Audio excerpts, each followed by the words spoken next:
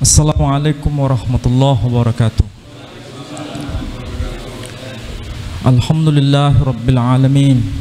Ashhadu an la ilaha illallah wahdahu la syarikalah wa ashhadu anna Muhammadan abduhu wa rasuluh la nabiyya ba'dah.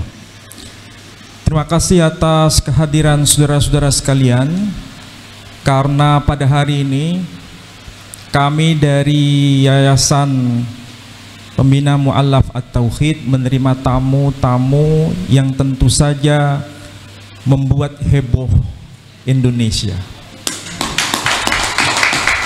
Tamu-tamu ini kami terima dengan tangan terbuka. Siapapun yang datang ke Geraha Mu'allaf kami terima semua. Ada yang muslim, ada yang non-muslim. Datang bertamu kepada kami akan terima. Siapapun yang datang. Kebetulan saat ini yang datang adalah dari saudara-saudara yang asal dari Trah Wali Songo. Seandainya dari kalangan Ba'alawi datang ke sini, kami juga akan terima. Prinsip dasar yang dikembangkan oleh Geraha Mu'allaf adalah kajian akademik. Dan itulah semangat yang harus menjadi panduan kita. Membela kebenaran, bukan membela pembenaran. Dan dalam konteks ini, alhamdulillah ada datang Tubagus Mogi yang ada di sebelah kanan saya, kemudian Sayyid Tengku Mudakari, kemudian beliau yang baru saja berbicara kepada kita dengan berbagai data-data terbaru yang tentu saja itu menjadi renungan kita bersama, yakni beliau yang dikenal dengan nama Kiai Haji Imaduddin bin Usman Al-Bantani. Kemudian ada juga Kiai Pleret atau Gus Fuad Pleret yang senyumnya membuat kita semakin terkesima, dan juga Kiai Nur Ikhya yang sangat halus bahasanya, sangat santun tutur katanya, yang membuat kita sangat sulit untuk menolak apa yang beliau katakan. Kemudian Gus Fakih Al-Muqaddam katanya. Mudah-mudahan ini menjadi penyemangat. Setiap orang itu punya karakter, tapi karakter masing-masing orang itu sebetulnya bermuara dari hati. Dan sebenarnya dia bicara dalam konteks kebenaran atau dalam konteks bukan kebenaran, itu bisa dideteksi. Dan saya kira kita semua punya itu. Nah, masalahnya apakah yang tadi beliau katakan itu manipulasi atau tidak? Pasti dan pasti orang yang cerdas dan waras bisa membuktikannya. Nah, saudara-saudara sekalian, saya tidak akan menjelaskan secara detail apa yang telah diuraikan oleh beliau-beliau tadi. Saya hanya ingin mengetuk hati kita semua bahwa untuk membuktikan kebenaran itu tidak cukup dari klaim sepihak. Ini sering saya ulang. Untuk membuktikan kebenaran itu bukan pada dokumen sepihak atau dokumen internal, tapi harus dokumen eksternal. Itu minimal yang harus kita pahami.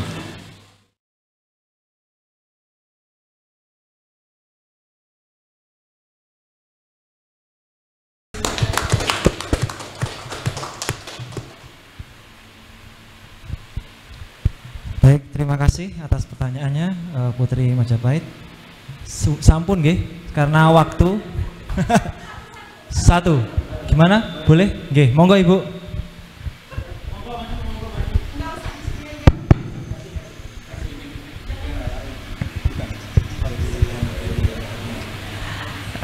Bismillahirrahmanirrahim. Assalamualaikum warahmatullahi wabarakatuh. Maaf, saya nggak mau disut. Saya pengen bertanya pertama sama Gus Fakih. Iya, gini, saya minim masalah genetika ini, tetapi ketika ada orang yang berpendapat bahwa apakah tidak terlalu prematur ketika menjelaskan masalah genetika ini, mengingat kalau kita melakukan penelitian genetika ini, masalah DNA ini terlalu cepat gitu loh, karena mengingat sendiri Yahudi ini kan cabangnya banyak dan itu berkembang terus dan memunculkan teori, contohnya seperti Albert Einstein yang memiliki haplo E, ternyata E ini dari Afrika Barat gitu loh, contohnya. Apakah ini tidak terlalu prematur? Itu yang pertama. Apa harapan Anda dari tesis yang Kiai buat ini? Harapannya gitu, impactnya maksudnya. Terus untuk Pak Ali, rata-rata ada yang berpendapat gini, untuk membahas tentang ilmu nasab, karena saya kan banyak belajar dari Anda masalah Yaman, Hadramaut, Hadoram dan sebagainya, itu udah. Cuman banyak dari kalangan sebelah itu beranggapan bahwa ilmu filologi ini atau data dari eksternal nggak usah dibawa-bawa, kan gitu, banyak yang gitu beranggapan. Seberapa pentingnya sih kita memerlukan data eksternal untuk ilmu nasab ini? Apakah Ahmad bin Isa ini betul-betul pernah berhijrah ke Yaman? Udah itu aja. Assalamualaikum warahmatullahi wabarakatuh.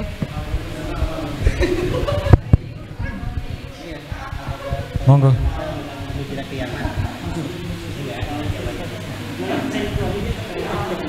Langsung. Ya, baik, terima kasih. Pertanyaannya sangat tajam dan saintifik.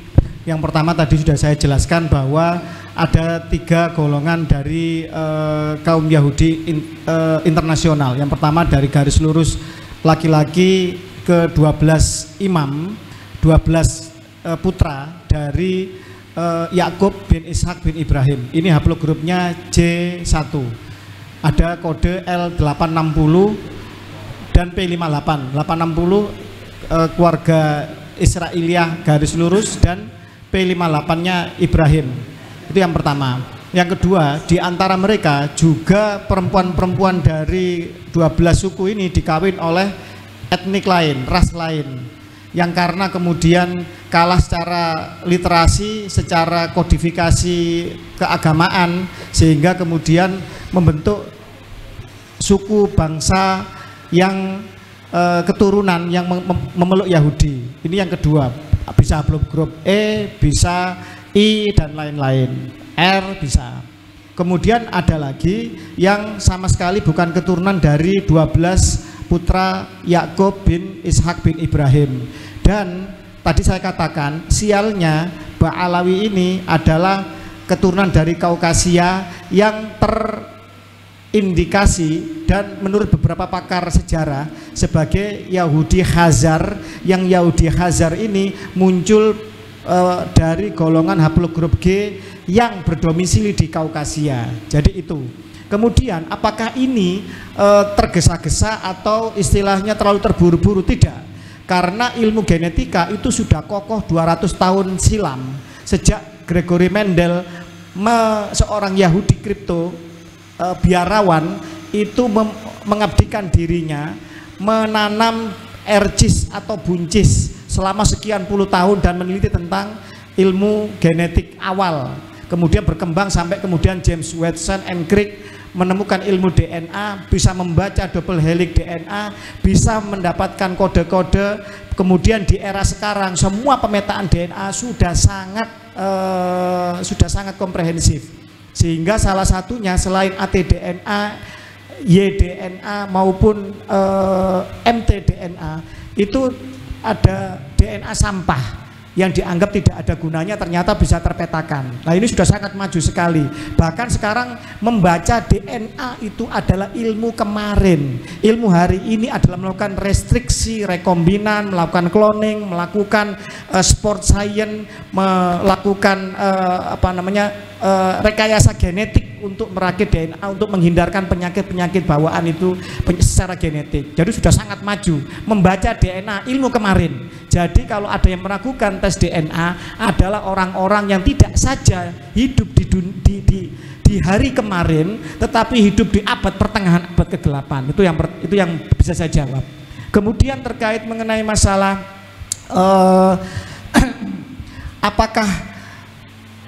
apakah Ba'alawi ini sudah terpetakan? Sudah terpetakan.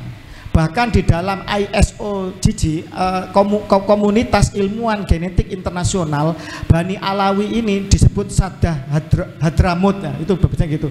Ini sudah terpetakan sebagai suatu subbangsa sendiri. Di dalam pemetaan dari beberapa proyek genetik dari keluarga besar Yahudi sendiri, ada Doron Behar Project, Avotaino Project, bahkan di family tree DNA yang dimiliki oleh orang Yahudi bernama Brent Grisman, itu Ba'alawi di dunia ini sudah terpetakan berhaplogrup G dengan kode-kode haplotype-nya masing-masing. Pertanyaannya, apakah Ba'alawi di Indonesia semuanya Ba'alawi? Ini juga masih harus dikaji. Karena apa? Ada beberapa sampel yang masyhur sebagai Ba'alawi, ternyata setelah dites DNA bukan bagian dari Ba'alawi.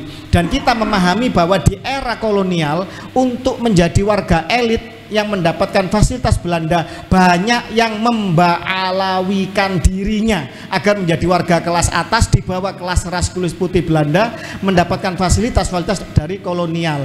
Dan ini bisa diuji, bisa di tracing nanti ketika Ba'alawi kita harapkan mau terbuka untuk ikut proyek bersama, meneliti secara genetik mereka, apakah mereka benar Ba'alawi sesuai dengan keluarga besar Ba'alawi yang telah terpetakan secara internasional di Yaman sana, ataukah mereka adalah orang-orang yang bukan Ba'alawi tapi diba'alawikan, disesatkan menjadi Ba'alawi, padahal dia adalah Trah Nusantara asli, atau mungkin justru Trah Sayyid asli.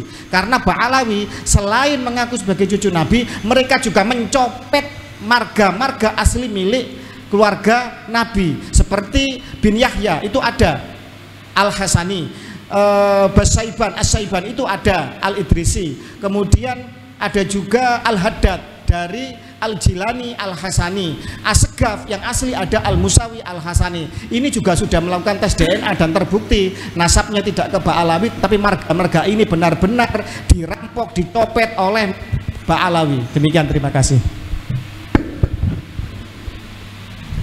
Selanjutnya monggo Pak Menahem Ali atau Kairo.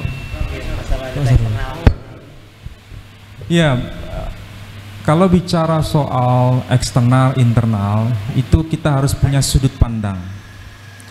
Sudut pandang kita ini teologis atau historis. Kalau sudut pandang kita ini teologis, apa yang termaktub dalam bukti internal sudah cukup diyakini sebagai doktrin. Jadi kalau kita Muslim mengatakan Nabi Muhammad Sallallahu Alaihi Wasallam itu keturunan Nabi Ismail, dan itu ada di dokumen Muslim saja, cukup diimani. Tidak perlu diupayakan memaksa orang lain untuk percaya dengan itu bila mereka non Muslim. Ini sebetulnya jalan yang sederhana. Jadi kalau ingin diakui Nabi Muhammad Sallallahu Alaihi Wasallam nasabnya nyambung kepada Ismail, harus ada bukti eksternalnya apa? Ini kalau bicara soal doktrin, aspek teologis. Tapi kalau bicara aspek historis, sekali lagi menuntut bukti eksternal. Itu dari kacamata filologis. Makanya apa yang sering saya katakan dan saya uraikan dalam berbagai macam diskusi, selalu saya itu berbasis dengan data. Karena data itu mencerahkan bagi siapapun, sekalipun mereka belum beriman, tapi mereka tidak bisa mengatakan bahwa itu tidak benar, karena dokumennya ada pada dokumen eksternal. Contoh sederhana saja, kalau kita merujuk pada bukti internal, data apa yang mengkonfirmasi bahwa Nabi kita Muhammad Sallallahu Alaihi Wasallam itu keturunan Nabi Ismail? Data apa itu? Paling lama itu adalah data yang ditulis oleh Ibnu Ishaq. Beliau wafat tahun 150 Hijri. Jaraknya dengan masa kehidupan Nabi sangat jauh. Itu bukti internal. Tapi kalau kita kaitkan dengan bukti eksternal, misalnya manuskrip yang disebut Doktrina Yakobi, itu terdeteksi dengan karbon C14 atau radiokarbon itu ternyata usianya tahun 634 Masehi usianya. Sedangkan Nabi Shallallahu Alaihi Wasallam itu wafat tahun 632 Masehi. Jaraknya hanya 2 tahun. Ini bukti eksternal. Dan itu ditulis dalam bahasa Yunani, bukan bahasa Arab, dari Imperium Romawi, Bizantium. Ini semakin menegaskan bahwa beliau bukan sekedar tokoh fiktif, tapi tokoh historis. Dan tokoh historis itu dikonfirmasi dengan data eksternal. Kita sekarang tergantung mau pilih dokumen internal saja, itu pilihan dan kita tidak bisa memaksa. Tapi kalau orang itu mau mengkaji secara ilmiah dengan mengkaitkannya dengan bukti eksternal, itu keislamannya bukan semakin rapuh tapi semakin kokoh. Karena apa? Ada dokumen eksternal. Jadi kalaupun disampaikan kepada siapapun, lepas agamanya apapun, mereka tidak menolak bahwa Muhammad Sallallahu Alaihi Wasallam memang bernasab pada Ismail. Itu fakta, real. Ini buku yang saya pernah sampaikan di narasi-narasi kajian saya. Bahasanya bahasa Yunani, ada bahasa Latin. Di sini tertuliskan nama Muhammad langsung. Dan saudara pernah ikuti itu, membuktikan memang iya. Jadi siapapun mereka, kalau ingin membuktikan sesuatu dan perlu disajikan dan disosialisasikan kepada komunitas di luar komunitasnya, wajib dan dituntut dokumen eksternal. Saya kira itulah yang menjadi satu pemikiran yang ada di sini semua. Saya kira demikian ya. Mudah-mudahan bermanfaat. Terakhir, monggo. Sebelum saya menjawab Teteh tentang apa harapan saya ya, saya ingin menambahkan tentang kitab sejaman atau sumber sejaman. Saya tadi telah selfie ketika Pak Profesor Manahem berbicara, saya selfie dengan HP saya bahwa saya sudah bersama Profesor Manahem, dan di dalam foto itu akan ada tanggal 29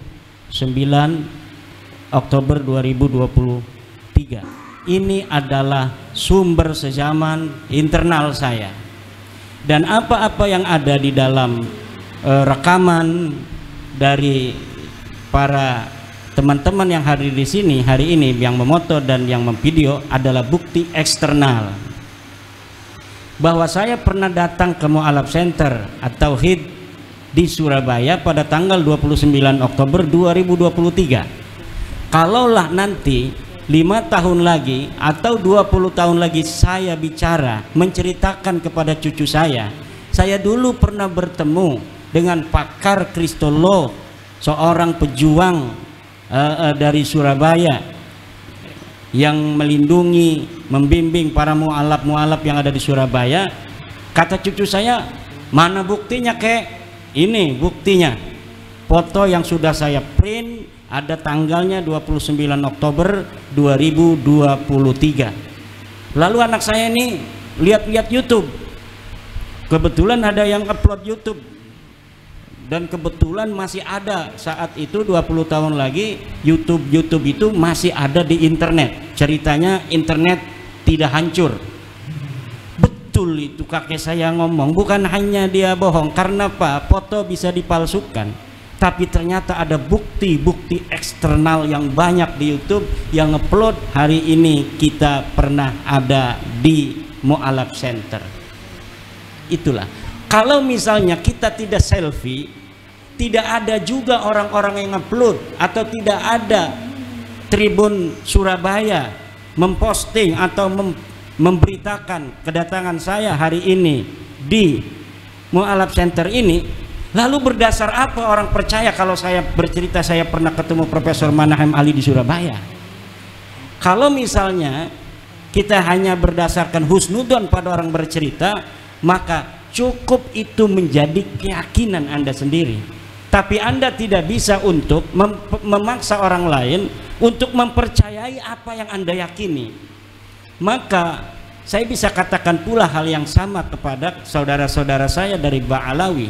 Jika Anda tidak mampu untuk membawa dan membuktikan sumber-sumber sezaman tentang 6 leluhur Anda yang tidak terkonfirmasi dalam kitab-kitab nasab, dan Anda meyakininya seyakin-yakinnya, saya tidak akan masuk ke dalam keyakinan Anda. Saya tidak akan ikut campur terhadap keyakinan Anda. Tetapi selama Anda tidak bisa membuktikan sumber-sumber sezaman itu, maka jangan sampai Anda memaksa orang lain untuk percaya terhadap klaim Anda. Nggak usah Anda persekusi orang lain yang mengatakan bahwa Anda bukan cucu Nabi. Kenapa? Karena Anda tidak bisa membuktikan bahwa Anda sebagai cucu Nabi. Dalam library riset Anda tidak terbukti, di dalam tes DNA Anda melenceng, lalu berdasar apa orang lain harus percaya bahwa Anda adalah cucu Nabi?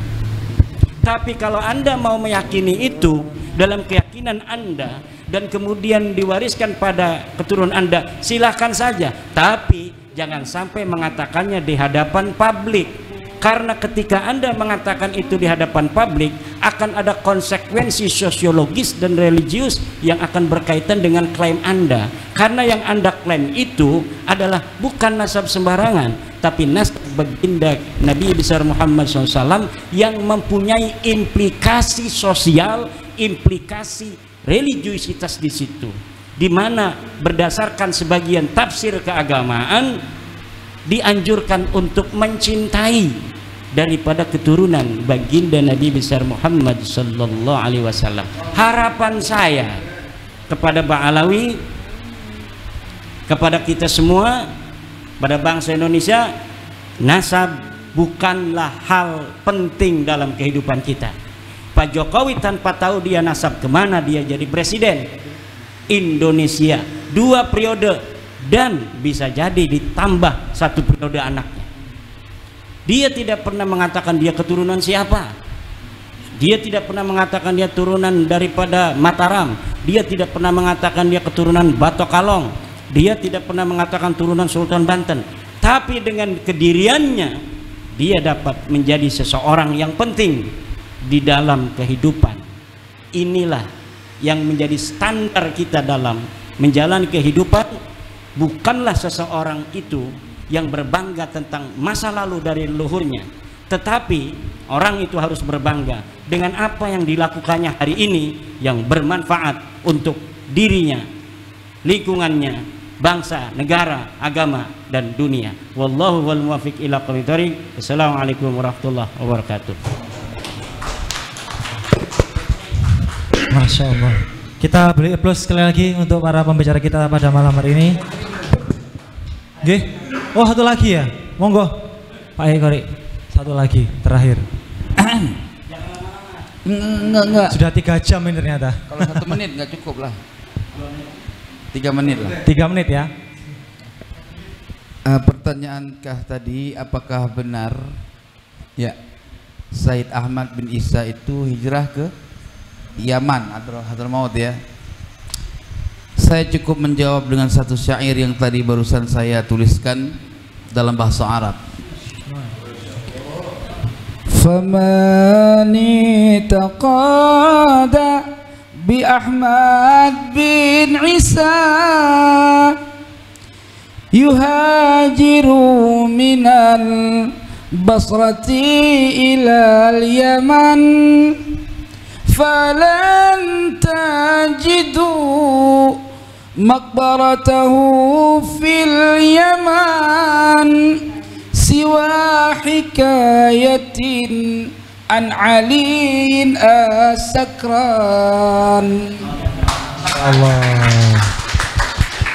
Artinya siapa orang yang berkeyakinan kepada Ahmad bin Isa berhijrah dari Basrah ke Yaman, maka kamu tidak akan pernah mendapatkan kuburannya di Yaman, terkecuali hanya sebatas cerita ya yang diambil melalui jalan Khabar Ali As-Sakran, pengarang kitab Burqatul Musiqah.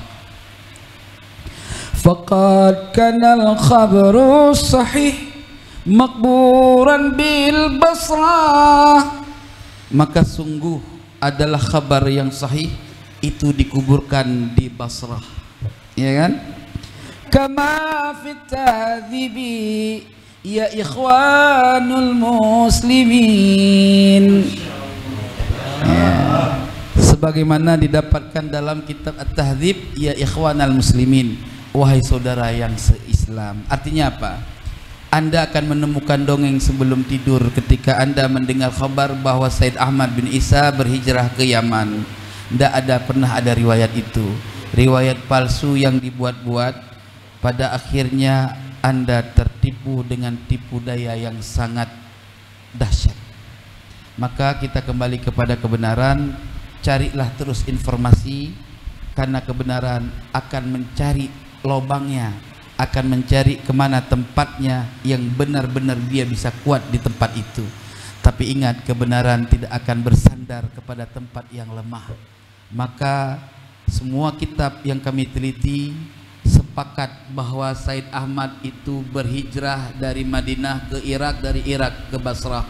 Ngapain ke Basrah? Menjadi sebagai pengusaha minyak, sehingga beliau di situ bermukim dan wafat di sana. Kalaupun ada orang yang mau membawa satu riwayat yang menyatakan hijrahnya Ahmad bin Isa ke Yaman tanpa ada riwayat, maka akan saya adu dengan riwayat yang lain dalam kitab Al-Asyairul Arabiyah. Di situ malah dikatakan bahwa Said Ahmad bin Isa tidak pernah hijrah ke Hadramaut Yaman, malahan atau bahkan yang dia pernah hijrah adalah ke Undunus begitulah kira-kira, dan itu kalau nggak salah Uzbekistan ya. Nah seperti itu. Artinya riwayat itu juga nggak ada sanad. Jadi diadu dua-dua dongeng sebelum tidur, akhirnya berantem, nggak ada yang kalah. Yang menang cuma satu adalah yang punya dalil. Wassalamualaikum warahmatullahi wabarakatuh. Waalaikumsalam warahmatullahi wabarakatuh. Tak terasa